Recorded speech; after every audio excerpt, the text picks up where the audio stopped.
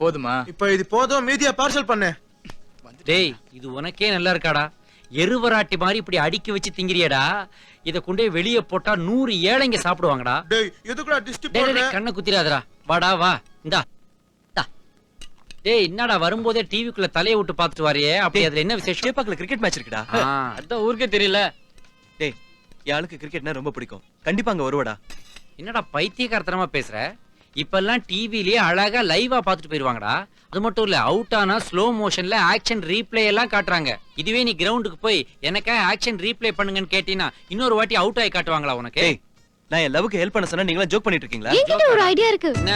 வர inter college dance காம்படிஷன்ல நாம participate பண்ணி பெர்ஃபார்ம் பண்ணிட்டா போதும். அங்க எல்லா காலேஜ் ஃப்ரெஷர்ஸும் வருவாங்க. உன் ஆளு வர சான்ஸ் இருக்கு. கண்டிப்பா கண்டுபிடிச்சிடலாம். ஐடியாடா. டேய் காம்படிஷன்ல நானும் பாடுறேன்டா. நீ பாட போறியா? உனக்கு பாட்டு வருமா? நல்லா பாடுவேன். எங்க 2 வரி பாடி காட்டு.